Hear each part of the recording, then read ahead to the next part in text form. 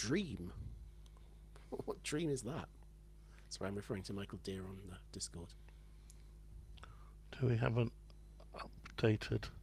I'll repost the link list, the story list, so it's at least at the bottom of the window.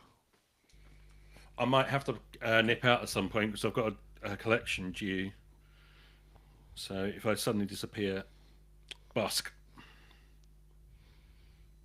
Okay, I'll vamp. Actually got a piano behind me, but I'm not not qualified. Yes, I was supposed to be in fibre by now. It's a touchy subject. 1 o'clock, and Tim is still not with us. So, come on, Timothy.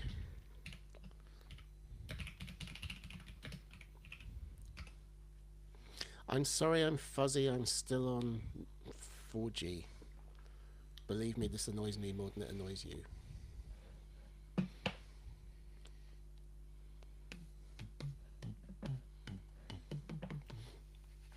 Could have gone to the library today, but I was waiting for the electrician to come and wire up some electrics in our garden office. He said he'd come by in the morning. I found myself regretting not asking exactly what he meant by that, whether he meant 8:30 or 11:30. Turns out he meant 3:30 p.m. So, it's not bad for an electrician. It's within the same 24-hour orbit. Well, to be fair, that's what he said when I asked him for clarification. So we'll have to see if he actually shows up then. What was the magazine that Felix Dennis did with Dick, where he got the children to run it and then ended up in court? Oz. Yeah, Oz was the only one I heard about that. That was that was Oz, wasn't it? Why? What's the relevance there? Yeah. Oh, there was a question that Ninja Nurse suggested it before there should be a week where we all take over and run the podcast. And say worked well for Felix Dennis and Oz. Aha! There's a Danton. But I can't hear him. No. You hear me? Yes, but really, really quietly. It sounds like a laptop rather than a proper microphone. On the wrong mic. Yeah, Tim's got bed hair. At least he's got hair.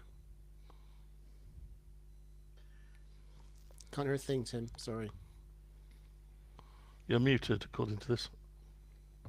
That would do it. I'll shut up.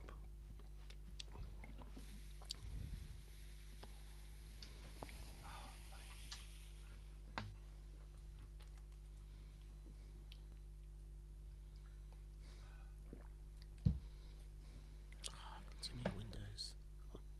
That's not an improvement. You said you had too many windows. There, you got one fewer. That's true, yeah.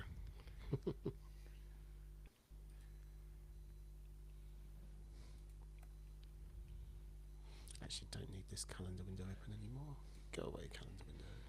I'll just wave my PC Pro 25th anniversary mug around. I still haven't got mine. This is the 25th, not the 30th. 25th. I haven't got one of those either. Can you hear me? Yes. Yes. Can you hear me, guys? Okay. Yes. All right. Thank you. Okay. Yeah. Sorry. Do you know what I was doing? I was testing a PC, and the clock on the PC was half an hour slow. So I had. I thought I had half an hour to spare. I mean, as God is my NNTP. witness. And NNTP never happened because no, NTP. I mean. What can I say, John? I'll take a screenshot. Shall we go? What would a screenshot prove? Yes, let's. Hello and welcome to the PC Pro podcast. It is the 27th of February 2025. I'm Tim Danton, Editor-in-Chief of PC Pro. Who do we have here with us today? We have Mr. John Honeyball. Oh, do we? Oh, okay. Hello. Hi, John. With several days of beard growth, let's compare beard growth. It's only because I've had flu all week, so I've been in bed. All right. We've also got Darian Graham-Smith in his new place. Hello, thank you. It's not that new anymore. I've been here for 3 months now. Can you believe it? I can't believe it. I know if you, those of you who can see the background, it very much looks like we haven't unpacked. But this is the little box room full of boxes. The rest of it is looking fairly established now. You'll have to trust me on that. All right, and then the positively smooth-looking Barry Collins is with us as well. Thank you, Tim. That's all right. Okay, let's kick off with you, Darian, because AI is revolting. Well, I mean, maybe. I assume what you meant by this and the lineup was the newspaper campaign, which I was struck by this. I was walking out of my local Sainsbury's on Tuesday, and I spotted that all of the newspapers aligned on the rack, every single one, I think, all had the same wraparound ad on the front cover, saying basically, did it say AI is revolting? It definitely said make it. It said make it fair. No, I've made up the revolting bit, but you know. And I sort of thought, oh, this is someone's splashed some cash on this. Who is what company or whatever is sponsoring this massive cross media or this cross newspaper title campaign? Turns out to be the newspapers themselves and associated creative industries.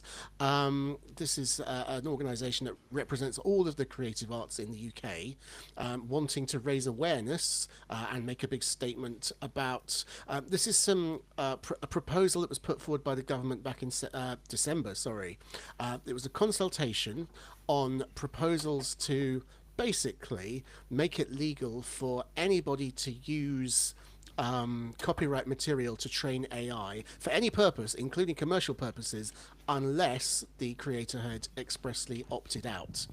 Now, obviously, people will have strong feelings about that, and those who are professional creatives have probably the strongest of all. So they really wanted everybody to get the message that they think this is a bad idea. The consultation ended on the same day that the big wraparound campaign happened. So I guess part of the idea was maybe you were supposed to look at this and then go and log on and say, yes, I agree, this is outrageous. Obviously, otherwise, it's just aimed at making sure that ministers and the like, no matter whether they read The Independent or The Telegraph or The Guardian or what have you, we're all going to get the message. So what was the message? It was, I'm sorry, I've got this. There's so many notes about this. I'm trying to find the name of the person who commented about it, representing the creative industries. I can't find their name or what they said, but basically they were against it. There's been some other stuff going on as well this week around this consultation, including the release of a silent album, which I think you can find on Spotify, entitled "Is This What We Want?" And famous people, including Kate Bush and Damon Albarn, have contributed nothing. They've contributed certain periods of silence that you can listen to, and we are supposed to believe that in the AI-enabled world there would be no music, there would be no Kate Bush, no Damon Albarn, nothing at all, just as has been pointed out, John Cage from start to finish. Yes, indeed. That was 4 minutes 41 or something of silence. It's something like that, wasn't it? 43, I think, but yeah. 41 is the sped up version, the live version. 4:33. 4:33. Thank you, John. Okay, is this an effective method of getting a message across, and is their message fair? Let's go to Barry first. They've got a point. Was it effective? Well, it's certainly got enough media attention, mainly because they bought it. But it's... Can you buy it from yourself? Well, they bought the campaign. I mean, there were so many tweets going around going, isn't it great all the national newspapers come together on this? Utterly failing to reflect that the campaign group had paid for those advertisements. The newspapers weren't doing it out of the goodness of their hearts. And let's not forget, newspaper websites are making pretty heavy use of AI. Most of them now got deals with OpenAI and other AI companies to sell their own content. So there's a little bit of hypocrisy going on there, shall we say. But, you know, the fact that they have those deals means that they're at least earning some revenue from their content being used by AI, which I guess is the point that the likes of Paul McCartney and Elton John and the others have been making all week in the media, is that they're not sure the artists are getting recompense. Musicians I've sort of lost sympathy with over the years, in terms of, I think they're still trying to live 40 years ago when CD sales were everything, and they're really failing to adapt to. They're still railing against Spotify, for example, when you know, without Spotify they would have lost a lot more income than they have already. And I think that that at some point they have to wake up to the modern reality of where the content business is, and it's the same for every creative industry, and find ways around it rather than keep moaning and petitioning for it to go back, because to be honest, they're already too late on this one as it is. Most of the models will have been trained already, and trying to get any kind of backwards compensation for models that have been trained on content that's already out there, best of luck. John, what's your take? I'm in very mixed views about this. I can certainly see the point of view from the actual creatives themselves. Who wants to come up with a unique band sound, for example, and then in 12 months, 18 months, 24 months time, one of these big content AI engines can suddenly just create your next album for you, or derivative works from it, and so forth. And that just doesn't somehow feel right. But then, as Barry says, the horse is very much bolted on this, and it started bolting when we allowed the likes of Google to get the strength that it has, just in terms of advertising on the basis of scraping the internet, and effectively creating derivative work from that. On the other hand, I have a particular beef with not just musicians but film producers and everybody else in the media market, because the companies that they signed up with, the record companies and media distribution companies, like to bleat loudly that they're all they're all about the content and the IP, and they're absolutely nothing of the sort. If you have the LP of Dire Straits and you want to go and buy the CD of the same album, you don't get any discount for it. You have to go and pay full price. If they decide to do a special edition new remix whatever, then you have to pay all over again. It's in no way, in any way, an IP model in any way, shape or form. And that's exactly the way they've wanted it. The record companies, the film companies and so forth. And they have been quite blatantly willing to take major movies and then do the director's cut, and then the director's cut with knobs on top and so forth, and then the Blu-ray director's cut with knobs on top, and want you to pay every single time. And so it's very hard to have sympathy with an industry or set of industries that are that rapacious and disinterested in IP. So I'm pretty mixed on this. And as Barry says, the whole internet, everything out there belongs to us, and we'll use it in every way we wish, is a particularly American-centric corporate view of the world, and they don't give a damn. Barry, can I just ask you, what is the scope of this review that the British government is taking out? What are they actually looking at? Well, they're looking at reforming the copyright laws. So it's a sort of joint venture between Department of Culture and Peter Carl's Department of Technology, where they're trying to basically set out what the copyright laws look like for the next 50 years.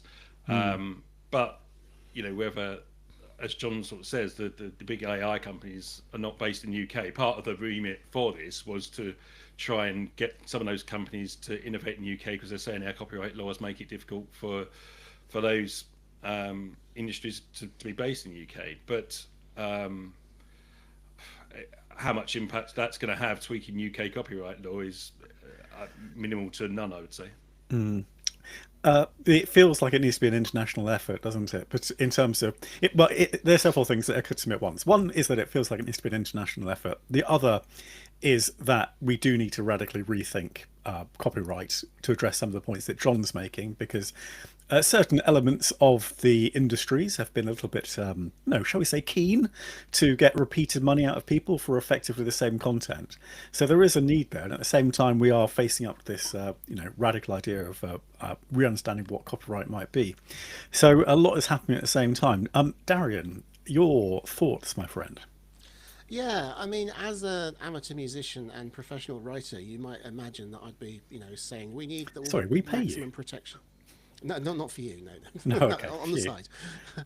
You might imagine I'd be very much against AI, but to be honest, I mean, I know it's not. I know it's a controversial viewpoint, but I just look back at history and I see all sorts of progress, particularly technological progress, are made by cutting humans out of the equation.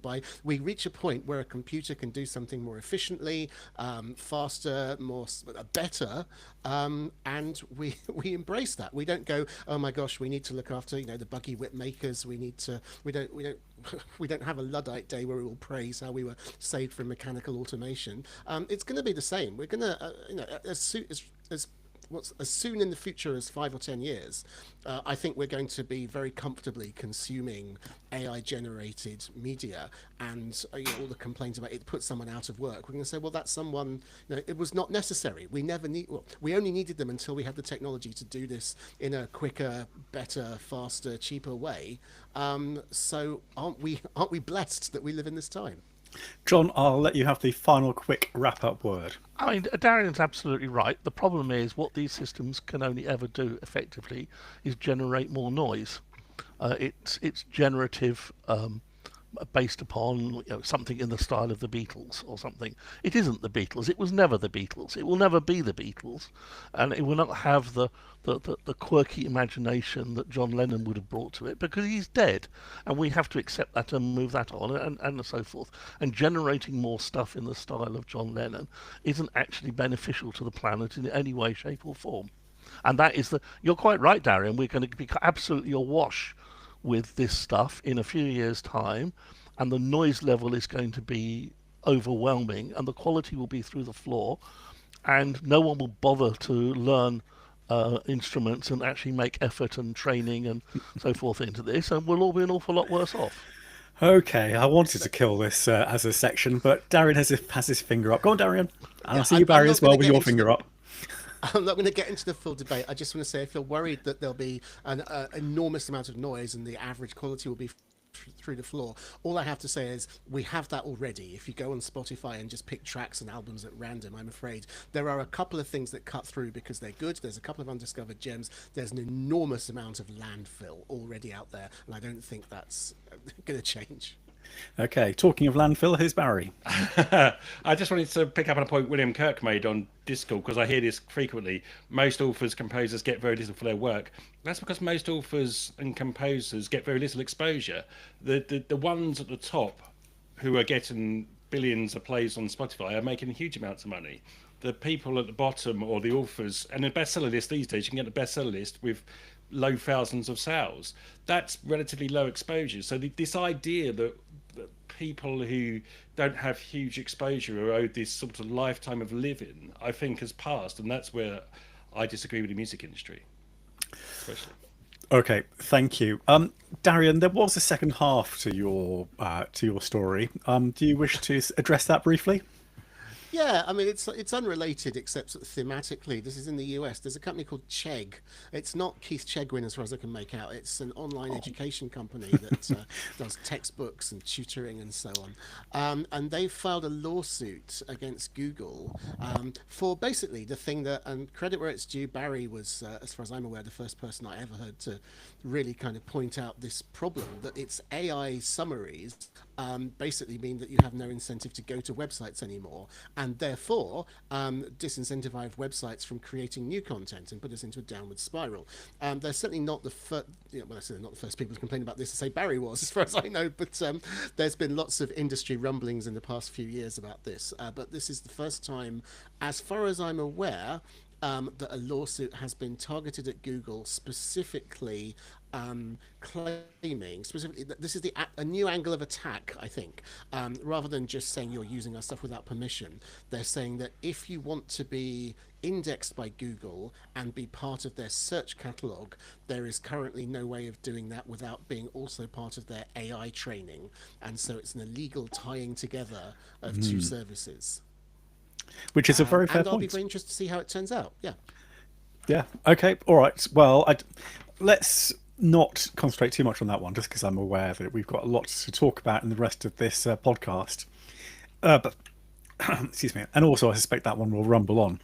The next story is with me. I'm afraid it is also to do with AI, and I should give a warning out to anybody who owns a device owned by Amazon to switch it off at this point, because if not, you're going to be triggered with a lot of messages and beeps and all that kind of thing. So this is the news that Amazon has released Alexa Plus.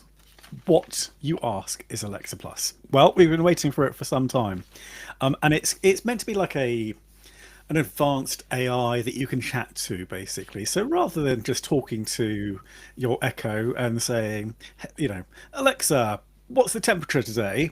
You can actually have a proper chat with it. That's the concept behind this, and there's far more as well. But let's start with that as an intro. Now, this is coming to the US in March. We have not got a date for the UK yet. But we do have a price in the US, and that is a slightly humorous $20 per month. And the reason why it's humorous is because it's completely meaningless. An Amazon Prime subscription in the US costs $15 per month, and you'll get Alexa Plus free with it. So you can either pay $5 extra for not having Prime, or basically everyone's going to use it who's on Prime. Amazon is just looking for the numbers here at the start, at least. So what will this do for you? What is the promise? Well, Panos Panay, who used to be the head of Microsoft Surface products, and I saw way back, and I blame him directly for making me buy the Surface RT, by the way, because he gave a very good presentation about it, and I thought, yeah, I definitely want to buy that. Anyway, he has now moved to Amazon, and he is promising us no more Alexa Speak. Also, the ability to hunt through emails and pictures to find snippets of information you want. So all those pictures of Barry that I have in my back catalogue, to bring them up, I can just say, hey, find pictures of Barry Collins asleep. And he will come up, hopefully, with that gallery, etc. Barry doesn't even know about these photos I got of him. Anyway, moving quickly on. So it gives you that ability to query the information, so long as you're willing, of course, to share it. And we'll come back to that, I think, because this all very much relies on you being willing to share your information with Amazon. The other things you can do, some of them are quite predictable, but they've given it what they're calling agentic skills. Basically means it can do things for you, but agentic AI is the posh way of saying that. So it can book a taxi, it can reserve a dinner place for you, all this kind of things. And it can also give you personalized news. So there are certain things that, for me, it would obviously be all about the latest tennis results and nothing else. But other people have slightly wider viewpoints, so Alexa would bring them up to them, give them a special news briefing just around their interests. The other thing about it, which I think is actually quite interesting, and this is the thing where I perked up a little bit, is it can act as your virtual memory. So if you are willing to give all your information you've ever had in your life to Amazon, then you can say to them, hey Alexa, what's my BA frequent flyer number? When am I going out with Tracy and Jack to the sushi bar? All these kind of things. So it gets you that bit closer to having a personal assistant and someone you can chat to. So that is basically the promise. There are other things as well, but I don't think I'll go into all of those. So how did they do this? This has been a long time coming, and also it has Amazon's faced criticisms for being so late to market, bearing in mind how far everyone else has come with their GPT models, etc. And what is quite clear from the technical blog and it only gave, it's only a 3-minute read, and I don't go into much detail, but what's incredibly clear from it is that this is complex work. They've connected LLMs, they've connected services, they've connected devices, and they've created an architecture that makes APIs work, because generally LLMs tend to be within their own system. They don't need APIs to make calls elsewhere. So actually Amazon has created something here that has not been done before. The other thing that they're doing, which is quite clever, we'll have to see how well it works in practice, but this is the promise, is they built it very much for speed. So the idea being that rather than having that, the last thing you want when you're having a conversation is for someone to think for 5 seconds before they reply to you. So it works out which is the best engine to reply to you, and it'll route your question to that. So that might be Claude, it might be Amazon's one, whose name I briefly forget. It might be another one sitting on their platform, Amazon Bedrock. Nova, thank you, Cole, on Discord. The Amazon LLM, and it's called Nova. So there we go. That is basically the promise of Alexa Plus. I know that Barry was watching the presentation yesterday, so none of this will be news to him. He's had a day to digest it. How big do you think this is, Barry? I mean, it looked impressive enough in the demos, but that's in a demo, so we'll have to wait and see until it actually lands on devices. Just a slight correction to what you're saying. The idea of LLMs making API calls, ChatGPT's been doing that for well over a year with various plugins to book restaurants and flights and whatever. So that's not exactly new. I think what they've Yeah, okay. They said they built new architecture to orchestrate APIs at scale. Okay. But I mean, it's new for Amazon, certainly. But I think that there's two key things for me. One is that it doesn't look like it's going to work on any of the audio speakers, which is going to take out an awful big chunk of their market, because just from the it will, Barry. It'll work on things back. You mean like the plain Echo, the Echo Dot? The only devices they claim are supported so far are Echo Show devices. From the 8 upwards, so not even the smallest Echo Show is.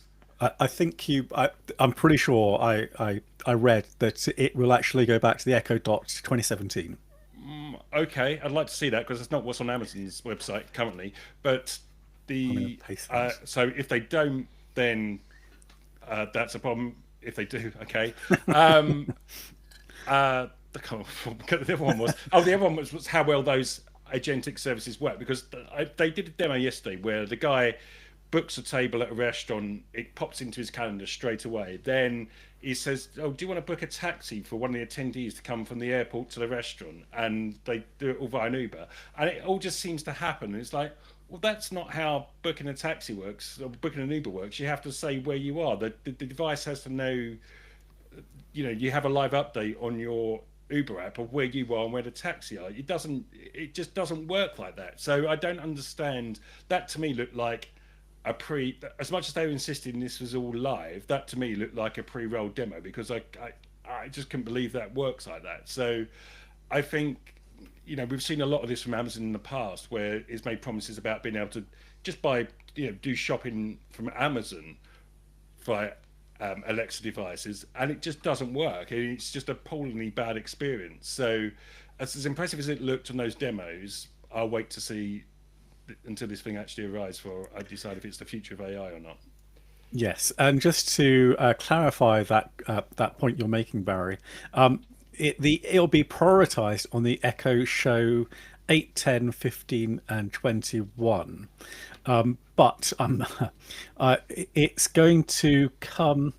It's going to come to all Echo devices in the end, with the exception of very old Echo Dot, etc. All the Echo devices prior to the date I said. So, but you're quite right. The first wave will be Echo Show, but actually it will eventually come to all Echoes, Echo Dots 2017 and above. Did you get an answer from Perplexity? No, I got it by digging into the frequently asked questions at the bottom of one of the numerous Alexa pages I have open at the moment. Okay. So hopefully that's correct. Okay, so that's Barry's take. So Barry, so you it sounds like you are skeptical about it, basically. Well, I mean, you never want to say. I just, the things they demonstrated just didn't seem real world to me in at least some of the examples. So that sort of raised my skepticism level of, like, is this actually a real demo we're seeing here, or is this just pre-roll videos made to look like real demos? All right, John, excitement level 1 to 10, which are you? -4. -4, come on. Yes, no, I absolutely would love to have this kind of assistant stuff in my life. It would be great. Freddie, take a note, do this, organise that, answer that email, remind me when I get to Waitrose, I need to get some frozen peas, and it geolocates me and reminds me. There's a whole bunch of stuff that's obviously really useful, and take account of the medication I'm taking on a daily basis and remind me when I have to. Actually, don't even remind me. Go and tell through the NHS app that I need a prescription repeat, and just a whole bunch of stuff. It's absolutely endless. The problem I have with this is I'm absolutely not, under any circumstances, prepared to hand absolutely everything over to Amazon for it to go and trawl its way through. Not happening. And until there is a company out there that will respect, that I can credibly believe or have reason to believe is going to look after my data in a way that I want it looked after, I'm absolutely not going anywhere near it. These are nice things to have. They are absolutely not game changers. Yes, I've got friends who have got like Home Assistant and fully automated their homes and so forth. And I've got some Roche compliant Hue lights. You know how much she likes a Philips Hue. And that's about the level of the automation I have, because it isn't actually a terribly big deal for me. And then to just hand over to Amazon everything about my life, which is various shades of confidential, and what would I allow it access to? So would I allow it to my email inbox? What my work email inbox? Okay, how am I going to explain that to clients? How am I going to explain my diary and where I am, and so forth? And once you actually start digging into it, what looks great on a piece of PowerPoint and a slide demo for a, I don't know, somebody on the west coast of the States actually falls apart very, very, very quickly. So yes, I would love to have it, but dear God, not this. Well, dear God, it sounds like not from Amazon. Darian, what about you? Yeah, I mean, the thing about these AI sort of assistant-y things is that you find over time the ways in which they work for you. I was, very delighted with Android Wear when I first got it. I was always a keen fan of the smartwatch concept, because I was like excited about discovering the ways that it could. I loved the feeling in the first 6 months or so of walking around and thinking, I wish I could do something. And, I could do it with my watch. I can do it more quickly and easily than I could with my phone. I can do all these. It takes time for these things for your life to kind of grow to embrace the possibilities. So I'm very much not making any judgments at this point. I feel cautiously optimistic that, I mean, it can't be worse than what we have already. So anything it does that's better is a thumbs up from me. The only thing about the Alexa ecosystem that's always been a bit weird is it's really tied to your home and the devices that you own and that are in the locations where you've installed them. There is the Alexa app on your smartphone, but it's a terrible experience, and there's no integration. There's no good integration I'm aware of where you can just be walking down the street and go, Alexa, add such and such to my shopping list, and have it do it in a nice, in that kind of carefree way that works when you're in your own home surrounded by your own microphones. I know there is a new app called Alexa Plus which is coming to support Alexa Plus, but I don't know how or whether that's going to deal with that problem of Alexa being so rooted in your home, and as soon as you step outside the front door you kind of leave behind almost all of its convenience. But to circle back, I'm nevertheless excited to find out how that's going to be, because I use Alexa a lot, and I can see myself finding new benefits, which as you mentioned, we've all been waiting quite a while for, to be honest. I mean, it's 9 years now since the first Alexa. Yep, indeed. Echo, I should say. Barry, you looked like you were going to say something just then. Did I? Okay, that's fine. No, you leaned forward into the mic, and I thought, Barry's got something very insightful to say at this point. I think when Darren was talking about the mobile app, I mean, the Alexa mobile app works pretty well today in terms of, being able to. I use it quite a lot to call home, for example. If I know they're likely to be in the kitchen, you can drop in and do a video call and stuff like that. So it does have that functionality already today. But as you said, they're going to revamp it for the new service as well. Yeah, and some of the promise, here is that it'll be easier, for example, to set up routines if your smart home, if you do have things beyond Hue lights. which, because it is quite tricky to do, I think, now, compared to some of the other smart home ecosystems anyway. So anyway, we shall see. I'm actually a bit more excited about this. I thought you guys would be a bit more upbeat about it generally, actually. Maybe I just caught everyone on a bad day. But, John's pulling a very glum face. I think this could be quite interesting. And at the very least, even if you don't use any of the facilities or give it any extra access to your data, you are going to get a hopefully improved version of Alexa on your device at some point. One quite quick, very last point here. We've talked before about how the Alexa group, if you want to call it that, part of this company has lost something like $20 billion over the years and has failed to make any money. Yeah. And about a year ago, people were grumbling that maybe they were actually going to shut down Alexa. And of course, then Pane came over from Microsoft. And I'm sure that was a reassuringly expensive hire to try and do, possibly as a last-ditch attempt to do something with this. Now, looking at the pricing model, no one in their right mind is going to pay $20 a month for this.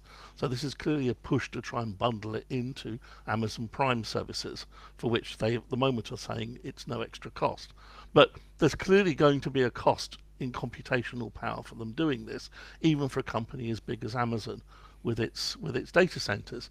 So at the end of the day, is this a sort of a last-ditch do or die for Amazon in this space to try and lift this platform out of the financial hole that it's in? Yeah, I think I don't think they are ever going to try and make money out of the hardware. That's one of those predictions that's going to come back to bite me. But I think they will continue to be subsidising that division. But I think, as Cole Dragaskis has just put on the Discord forum, pcpro.link/Discord, to join us live every 1 p.m. every Thursday. Anyway, as Cole has pointed out, Prime will almost certainly go up to pay for this. We all pay one way or the other. And that could be the only other way I can see of them making money from it, because they're not going to get it from subscriptions, is going to be from cuts. So you're making a bit of money from a microcent or three from the Uber deal, the Uber partnership they will strike up, etc. But again, we shall see. Let us move along swiftly. Well, actually, let's just wait 15 minutes. Let's see what 15 minutes of silence sounds like as we wait for the next item, which is with you, John. But John, only answer in 15 minutes. Oh, you want me to start now? Okay, no problem.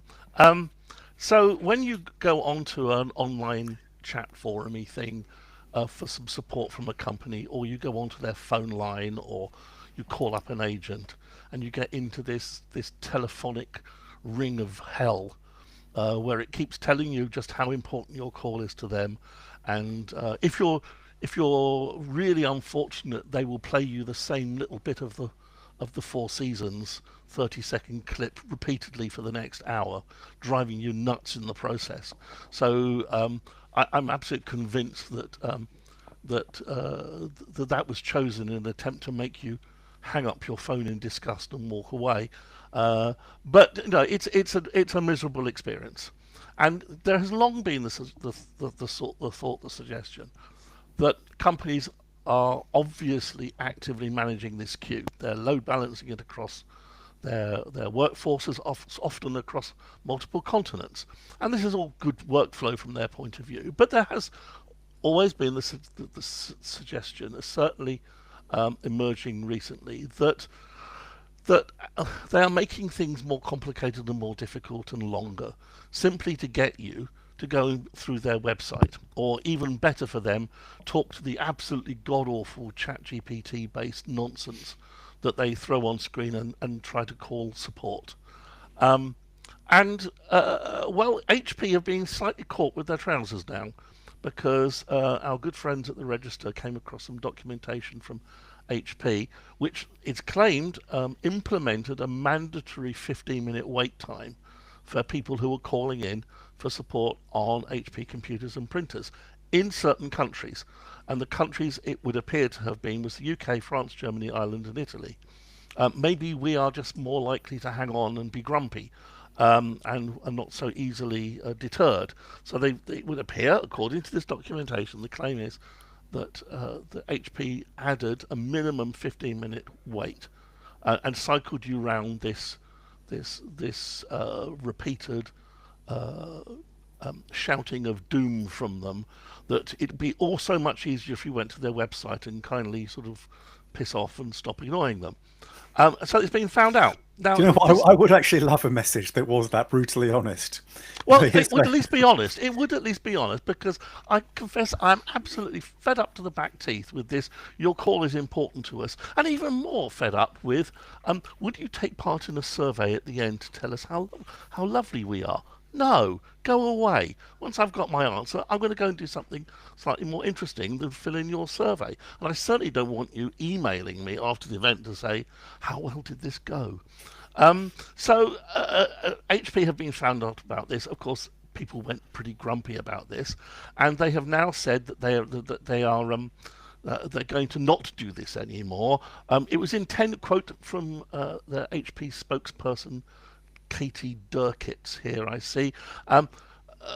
This support offering was intended to provide more digital options with the goal of reducing time to resolve inquiries. Blah, blah, blah, blah, blah, blah. She didn't say that, obviously, but that's the sort of the word salad that's behind the explanation. Apparently, they're not going to do this, and they're going to prioritise timely access to live phone support. Well, thank you. What an idea! I know they're going to deliver exceptional customer experience. Well, there's a whole bunch of things I could suggest about getting towards exceptional customer experience for these companies. So yeah, they've been caught out. And apparently HP workers are unhappy with the hold times and so on and so forth. So yeah, there we go. That's what HP's been done, and I think we should now openly have a good bout of cynicism and disdain to these companies that try to put you into long holding queues. Well, when I think of cynicism and disdain, I think of none other than Barry Collins. Barry, what's your point of view on this one? Well, as John said, they just got caught with their trousers down. It was a great bit of work from the register in exposing this. It's got class action lawsuit all over it, because if people are paying money to hang on to those telephone lines that they're artificially being left hanging on, then there's money being exchanged hands there. And I imagine HP saw that coming and quickly reverse ferreted. So, yes. Reverse I think a lot of them. I think a lot of companies cottoned onto this during COVID, because you remember during COVID they had the great excuse that, due to reduced support capabilities and due to COVID, unexpectedly higher call volumes, all of these words that we've heard so many times. And I think post-COVID they've all just decided, well, we can save some money here.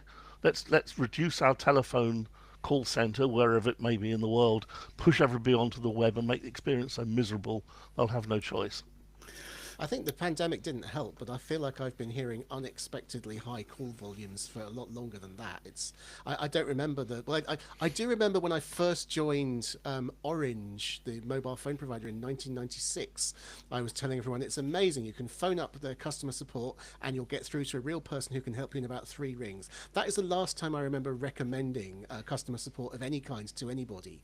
Although HP's been caught here, I would not be surprised at all to learn that this is absolutely standard across the industry, because I honestly don't recall the last time I got a call picked up in fewer than 15 minutes. I was saying, even if they don't artificially kind of insert a wait, they're doing things to make it as unpleasant as possible, I think, to discourage you from using up their paid for human resources. When I saw this, I think I mentioned to some of the PC Pro colleagues, I had been trying to contact Microsoft's support for an Office 365 issue, and the way they do that is they put you into a chat session. It says at the top, estimated wait 51 minutes or something like that, and then that number doesn't change. It does say below it in small print, you are number 44 in the queue or whatever. That number does go down, but the estimate never changes, so you don't really have a sense of exactly when you're going to be needed. And if the person appears and you're not there at your keyboard ready to respond, they close the session. So it really is a very it really does kind of discourage you from actually talking to a person. I just use Lee Grant for that. Sometimes it takes a few hours to reply, but he's normally pretty reliable. Indeed. So Microsoft, I really have a problem with Microsoft's online support. because I accidentally paid for Game Pass when I was setting up one of these new PCs that I test. Because you have to go through all these buttons, and I must have pressed the wrong button on one of the 50, 60 PCs that I've tested, suddenly I find myself looking through my not obviously I should be doing this better, but I looked through my bills, my statements, and for 4 months I've been charged 15 quid per month for Game Pass, which I never use. And trying to claim that back, it's impossible. I've just given up because there is no recourse. So there something needs to be done. We need to set John Honeyball onto it. But as or Lee Grant, he'd be equally good. Let's both of them. With Roche. Pincer attack. What a team. Okay, let's jump along to the fourth and final big-ish story with you, Darian. No, it's me. It's not with With me, it's sorry, Barry. with you, John. John. Never mind. Barry, speak. This is Apple, who have taken the decision to remove what's called advanced data protection in the UK, which is basically the service that encrypted data that was being stored in its iCloud service. Now, this came as a result of a request from the UK government or security forces to access data in the cloud that was encrypted, and Apple responded that the only way they could do that would be to create a backdoor. And as we've discussed many times in the past, creating a backdoor for one organization means creating a backdoor potentially for everybody. And Apple said it wasn't prepared to do that, and so now it's removing advanced data protection from everybody in the UK. Now, I'm informed by my good colleague and friend Mr. Honeyball that if you've had this service turned on, and to be clear, you had to proactively switch this on in iCloud in the first place. This wasn't on by default. You had to have had it switched on. But if you have already got these files encrypted in your iCloud, that they are not yet de-encrypting them, the status of those files remains as is for the time being. But it certainly seems that if anybody now tried to activate that service, they would no longer find it available.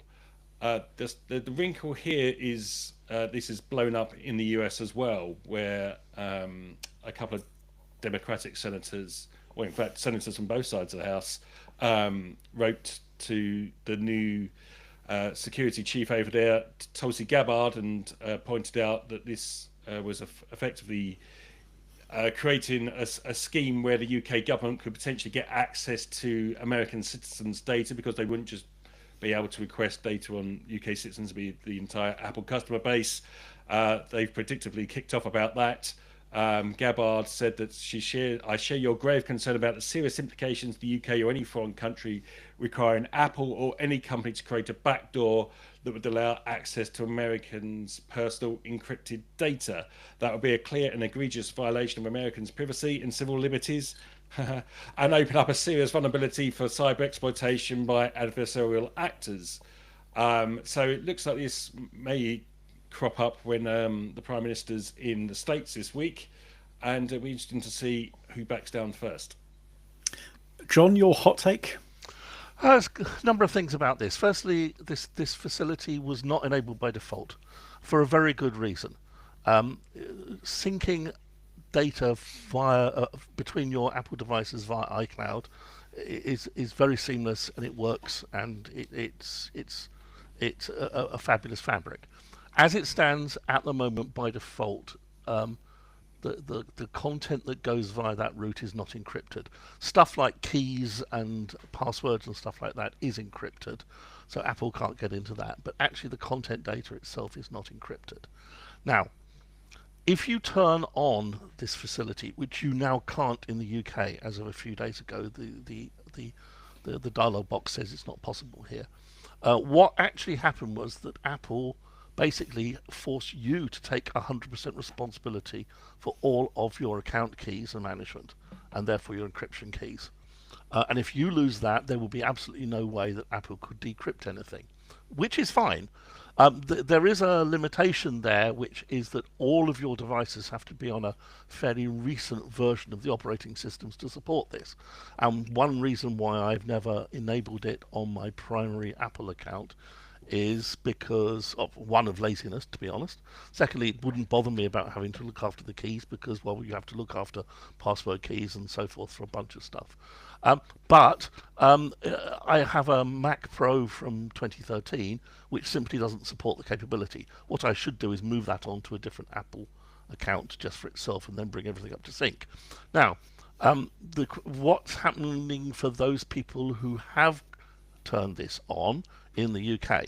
It's not being turned off for the time being, and clearly there's a game of chicken going on here between Apple and the UK government, and as you say, possibly via Trump and so forth this week, because Apple can't decrypt this stuff and turn you back to normal operation because they don't have the keys. That's the whole point about the facility.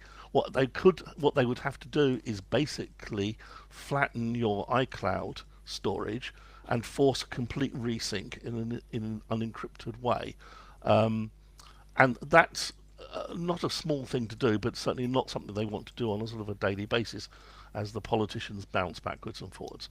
So Apple cannot decrypt the data and turn you back to an ordinary standard operating mode.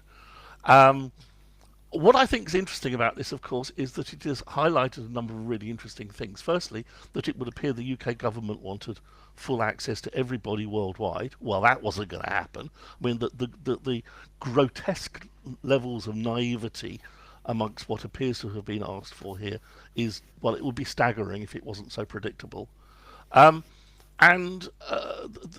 The other thing that it has done, which you could say is very beneficial to Apple, is that it's highlighted the whole issue, which wasn't, this has gone viral across just about every news outlet and has made the UK government, and I use the term UK government because I'm not entirely sure whether it was the current government or the previous government who sent out this request. It's not entirely clear on the timeline here, but it doesn't really matter. It's the process that did this. That it's raised a whole question that they don't want to have. From the government's point of view, you could argue that if there are nasty actors out there who are storing stuff in iCloud, then they will gain access to this at some point when Apple resets everything. Except if you are truly a Mr. Nasty and you've got a whole pile of really appalling material that you're holding encrypted in Apple iCloud, what do you need to do? Jump yourself onto a plane, get yourself into Europe, buy an Apple device, set up an account in France or in the USA or whatever, and use that instead on the same servers in the same way. All right. Thank you, John. I think I'm going to just draw a line on it there because we are running it a little bit late. How unusual. And instead, I'm going to go straight to the nibs. And the first one is... I've lost track. Who's the first one? It is you, very quickly, John. Very quick one here, yes. We're back to Apple again. And this wonderful AI stuff, they have a tool called dictation, which basically you could speak to and it will do speech to text. And people noticed that if you spoke the word racist in, it typed it out as Trump, and then within a second or so replaced it back with racist. Apple have said, shuffle feet, cough, cough. This was actually due to the way that speech engines work, and they never meant to imply blah blah blah, and it certainly wasn't a rogue programmer, but who can tell? Yes, who can tell indeed. Okay, some good news for once. This is the announcement from Qualcomm that if you buy a phone with a Snapdragon 8 Elite or onwards, hopefully onwards anyway, then you can get up to 8 years of updates on the Android platform. So that's which is, I think, longer than even Apple offers. So that is quite an achievement. There are caveats. You need to get the agreement of the actual manufacturer. So who knows whether it will actually happen. But this is potentially very good news for Android phone buyers. Over to you, Darian. Yeah, Gemini Code Assist. As I understand it, this isn't entirely new, but what's new is that it's now substantially free. This is Google's Gemini, implementation for programmers. It can do clever things like it can interface with Visual Studio, and you can ask it questions about your code. You can have it automatically complete functions for you, or you can just say, "I want a function that does this," and it will turn it out. Sounds great. And now you can have up to anybody can use up to 6,000 requests per day and 240 chat-based requests per day, which basically means unless you're an active professional, I mean it's any kind of hobbyist or learner, I think could probably very happily use it to massively springboard even quite big projects. Yeah, and it's not something I've done. Have you actually used AI to help you code yet, Barry? Yeah, several times. Yeah. How useful do you find it? Well, I think I'm no great coder, so as a sort of a beginner stroke amateur, I think it's very handy for. I vaguely know you can do this, but how do you actually do it? But I'm not strong enough to know sometimes if that's the most efficient way of coding. Okay, but you can get it done. It may be ugly, Yeah. but it gets it done. Okay. Bit like me. Unfortunately, a bit like a couple of me. Okay, all right, moving along. The Geekom A6 Mini PC is the hot hardware of the week. And why do I put it in front of you? Of that. It's the nominated hot hardware of the week. So, for those who are watching on camera, I'll put it the right way around. That's what it looks like. So this is the. So one of the great things about Geekom's mini PCs is that they truly are mini. Some of them they call themselves mini, but they get quite chunky. This one, as I swing it around, you can see the various USB ports, which I won't go into. It's properly small. Format? Well, it is a NUC format, yes, but I've got I won't reach down because I've got a pile of things sitting on top of it. But the Asus NUC Pro that I've got over there is twice the height of that. So this is a substantially small computer. One of the things, though, that people always said about the Geekom A8, which has exactly the same chassis, is that it's quite expensive. So in the recent group tests, I wrote, I think it was around £800 for the latest AMD processor. Very powerful processor, and I still find it incredible what they can squeeze into these little tiny computers. It's still a mobile processor, but because of the power of the cores these days, that doesn't actually matter too much. It's still incredibly powerful. But that also went to £800. That's dropped to 720 or so now. But the idea for the Geekom had was they could just produce the same quality of chassis, but they'd have a slightly lesser spec. So you're getting in here, rather than a current generation Ryzen 9 8945HS as in the A8, this one includes the AMD Ryzen 7 6800H. So that goes back 3 years, something like that anyway. But you're going back a generation of the Zen Core. So it isn't quite as fast, but frankly, unless you're doing benchmarks, I really doubt very many people are going to notice the difference in power. It scored, for example, it got over 10,000 in the Geekbench 6 multi-core test, and that's a good score. This will respond very, very quickly to your needs kind of score. And it also has a half decent GPU in it, which is it got to 2,704, for example, in 3D Mark. The other one I think was closer to 4,000. So you're losing something there, but frankly not that great. So in fact it scored 3,200 compared to 2,700, and in terms of gaming, it lost 8 frames per second in Shadow of the Tomb Raider. So you'll still get 55 frames per second at 1080p at average settings. So decent. There's decent speed in this tiny thing, but the key thing is that the price, as I say, is so much lower. So so Geekom, like so many of these companies, they put a list price and then immediately discount heavily, as they have done here. So the list price is $599, but actually it's $499. You won't be able to find it for less than that. And for that, you get 32 gigabytes of RAM. across 2 DIMMs and your SODIMM sockets, and you can get in there to change those if you wish to. And you get a 1 terabyte M.2 SSD, a Gen 4 SSD. So, and it's pretty speedy. So that is a decent deal, I would argue, for $499. And again, I'm lucky enough to have had the recent experience of the group test to see how it would compare. And the obvious candidate is the Minisforum UM790, which is slightly bigger. And to my eyes, and obviously attractiveness is very much in the eye of the beholder. It's not only sleeker, it's more. It looks nicer. It's got that slight edge of professionalism. So yes, it's got that to its credit. And now the UM790 Pro costs £535, so £36 more, and you are getting more power. So it's not as sleek, but you're getting more power from the UM790 Pro. However, I would say generally, personally, if I was going to choose between them, the two of them, you really are not going to see anything much. So it's a bit of a toss of the coin, frankly. So William Kirk is asking, does it have fan noise? Generally, no. So if it's just idling there, you'll get virtually no fan noise at all. If you press your ear up against it, you get some, but you really would have to struggle.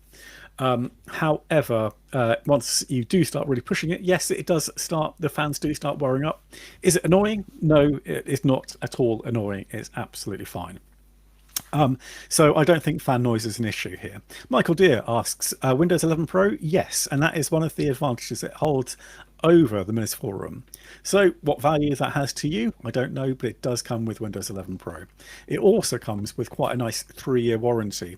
And of course, Geekom are not based here, so there will be an issue getting it back, but at least you do have the reassurance of a 3-year warranty. And it's got all the ports you need, unless you want twin 2.5 gig, unless you want twin Ethernet ports for whatever reason. It's got everything, basically. It's got Wi-Fi 6E, it's got Bluetooth, it's got a full-size SD card reader. There's no room for extra storage, which is, again, the advantage of the UM790 Pro. But to answer the question from Nickel, does it have VESA mount compatibility? Yes, it does, and you get that you get a mount actually in the box. So that's all there. So there we go. Questions from the floor? Seems pretty self-explanatory. Well, I had to do quite a bit of explaining, really, there. Darren, you've not listened for 5 minutes. No questions from Barry? I know you like a bit of a mini PC. Yeah, I do like these, and Geekom's obviously been knocking them out for years. I think we're now at that point where it's going to be interesting to see in things like, PC Pro Reader Survey, how well these devices hold up. I've got one here, but I'm starting to see problems with its SSD, and that's 2 or 3 years old. So I'd like to see the reliability and the service ratings for these companies. And Geekom's not alone. There are lots of these sort of Chinese box shifters now, especially in the mini PC market.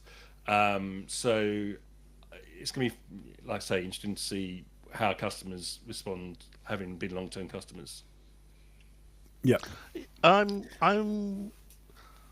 Yes, you're John. Am I the only one who's thinking this has become so highly commoditized now that it's actually very hard to get any kind of enthusiasm for any of them, because they're all pretty much of a muchness.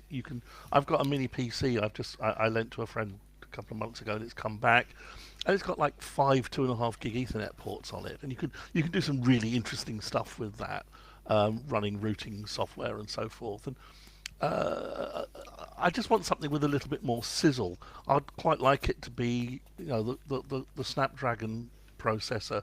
I know we had some announcements on that front at CES. Geekom, they did announce one, but they haven't got a system ready for me to test yet. Exactly, and I want something that's going to idle at under 2 watts when running. This is 6 watts. I know it's 3 times as what you're saying, but why, John? What's the Because don't say 4 watts when I say what's the difference? Because my unless I screwed up my measurement, my Mac Mini M4 Pro with 64 gigs of RAM idled running Mac OS idled at 1.01 watts. And we're talking not just yes, okay, it's a watts difference or 2 or 3 watts difference, but that's an awfully big difference. And yeah, of course, Mac OS versus Windows. Let's not go down that route. So I'm just finding these things to be so commoditized now that they really ought to be in a in your box of cornflakes, really. And I'm finding hard. I'm finding it hard What to kind of differentiate. cornflakes? Even M&S cornflakes won't come Harrods, with dear heart, Harrods, Marks and Spencers. If Marks and Spencers made cornflakes, it would come with a with something with a bit of sizzle in it. So I don't know. I can't say anything bad about this thing. Don't get me wrong. It's just I'm finding it very hard to say it's hot. Yes, well, luckily, I may yet persuade you. I won't persuade you, but I was going to answer a couple of questions that have come up here.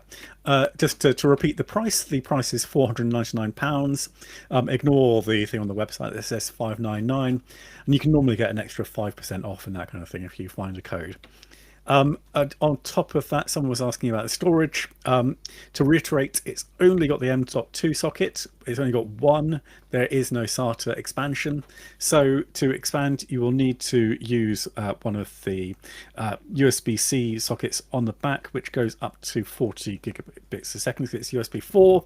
To answer another question, so there are two USB 4 sockets and also two HDMI ports. So actually you could get 4 screens out of this, which I still find quite remarkable from a tiny little thing here.